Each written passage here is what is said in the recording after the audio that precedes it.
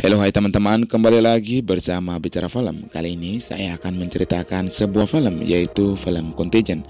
Film bergenre fiksi ilmiah besutan sutradara Steven Soderbergh yang dirilis pada tahun 2011, yang menceritakan tentang pandemi virus yang hampir sama persis. Adegan dalam film ini mirip dengan virus COVID-19. Jika kalian yang penasaran, yuk kita langsung masuk ke alur ceritanya.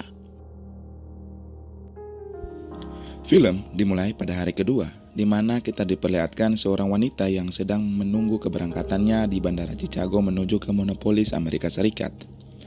Wanita ini bernama Beth. Ia baru dari Hong Kong setelah selesai melakukan kunjungan kerja bisnisnya di Hong Kong. Selama menunggu keberangkatannya, Beth ini terlihat kurang sehat.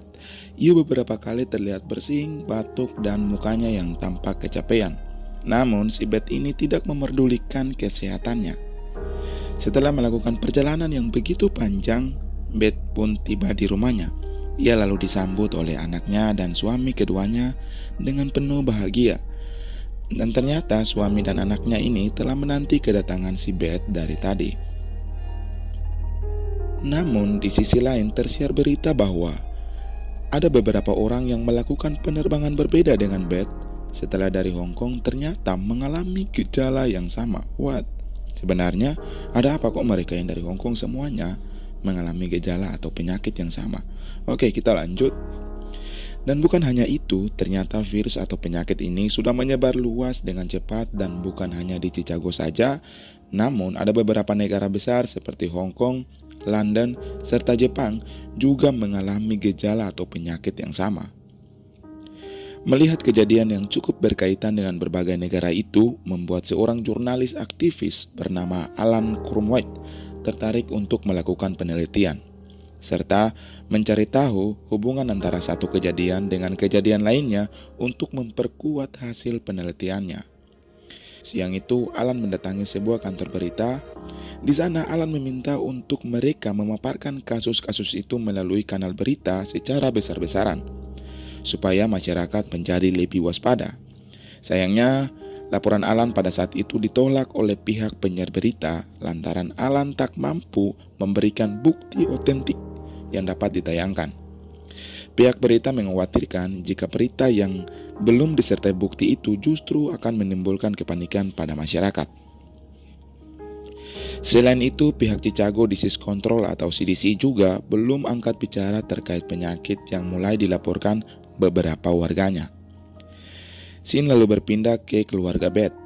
Sejak kepulangannya dari Hong Kong, kondisi Beth kini diketahui semakin memburuk. Suaminya Mitt lalu menyusul istrinya ke dapur dengan suhu tubuh yang sangat tinggi. Ia lalu menyuruh istrinya untuk duduk. Namun tiba-tiba istrinya jatuh tergeletak di lantai dan langsung kejang-kejang. Beth, Jesus. Sweet. No. Stay there, Clark. Don't just go up to your room, honey. Mitt lalu dengan segera membawa istrinya ke rumah sakit. Namun sayangnya, ia terlambat karena sesampainya di rumah sakit, Beth dinyatakan telah meninggal dengan penyakit yang tidak diketahui penyebabnya. Pada saat itu, Mitt sangat shock dan tak yakin bahwa istrinya telah meninggal. Meskipun dokter sudah memberitahu padanya bahwa istrinya telah meninggal, tanpa sadar, Mitt lalu mengatakan pada dokter bahwa ia pengen berbicara dengan istrinya. Padahal dokter sudah memberitahunya bahwa istrinya telah meninggal. Dan bukan hanya itu saja, keterkejutan Mitt belum juga usai. Ketika melakukan perjalanan pulang, ia mendapat telepon masuk dari seorang ibu yang memberitahu bahwa anak laki-lakinya juga sudah tak sadarkan diri.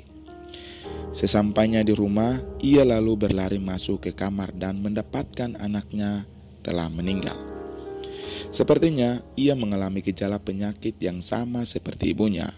Terlihat dari mimik muka, mata, dan mulut yang keluar busa.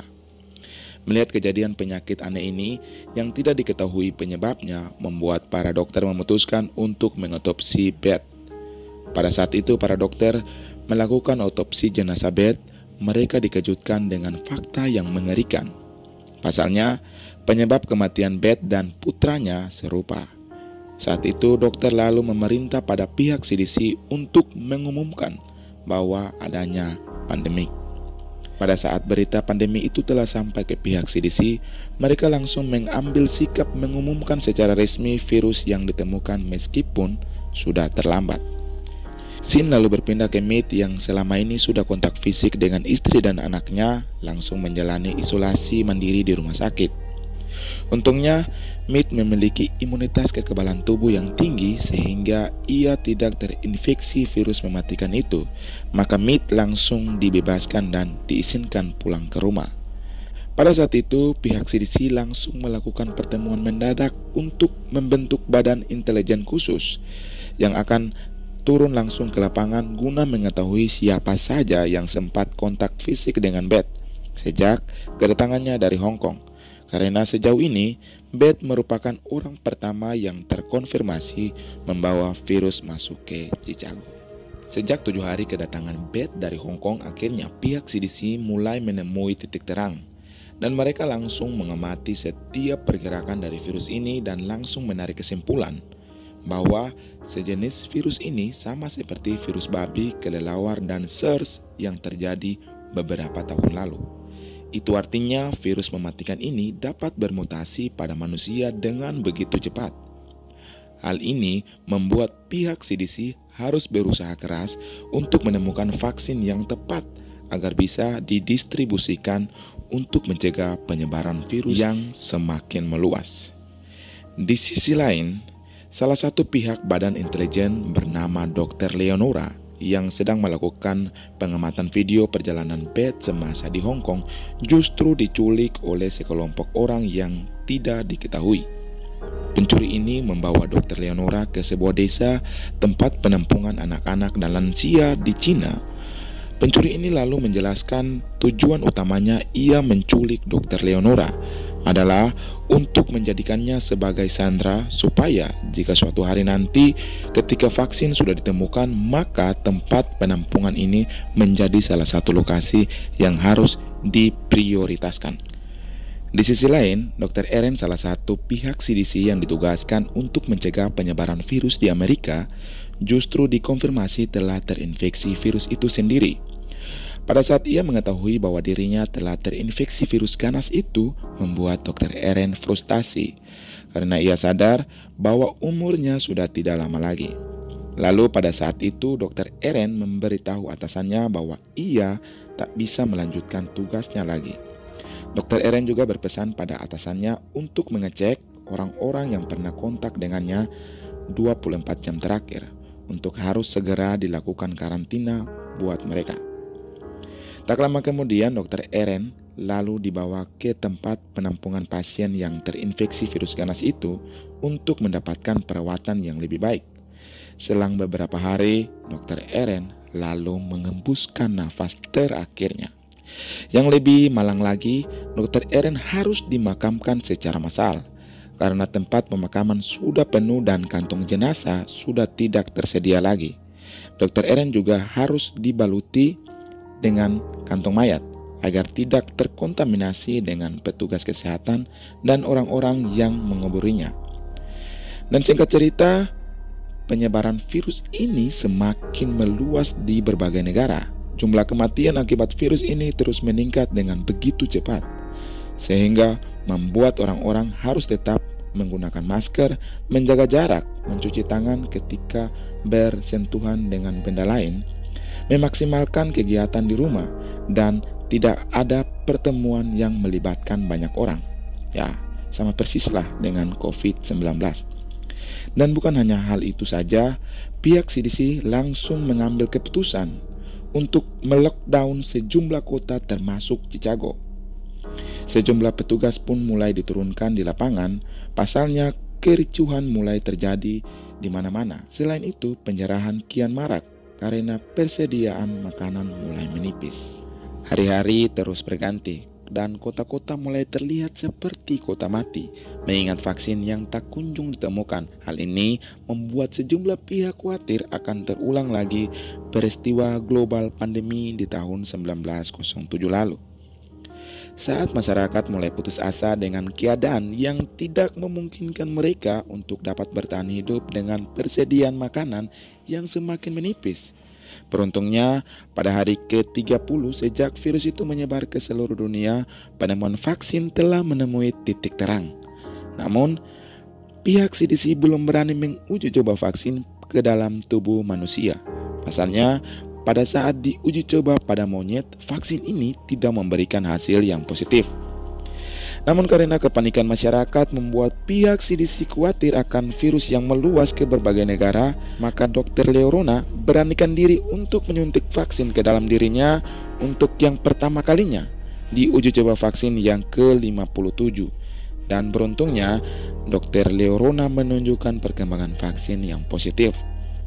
Dan sejak saat itu, pemerintah mulai memproduksi vaksin secara besar-besaran agar bisa didistribusikan ke seluruh dunia.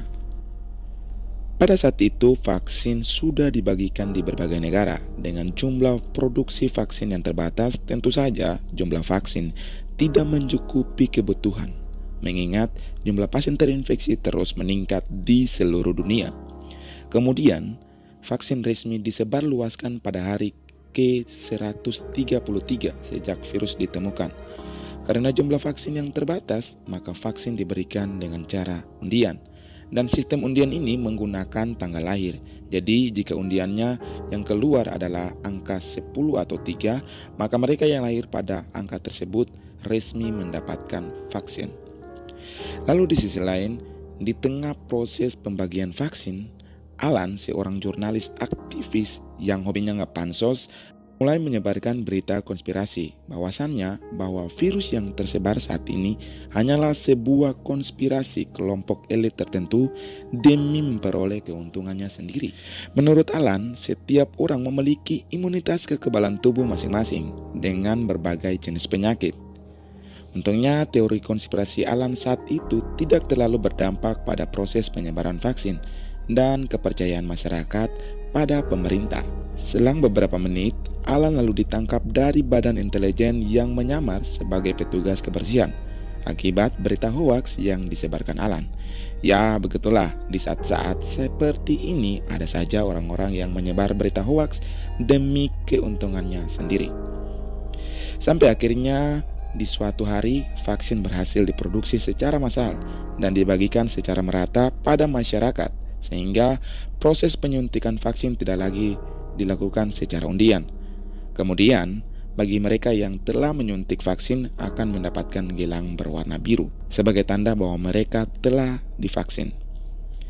Oke, di akhir film kita akan mengetahui jenis apa virus yang menyebar ini dan dari mana asalnya.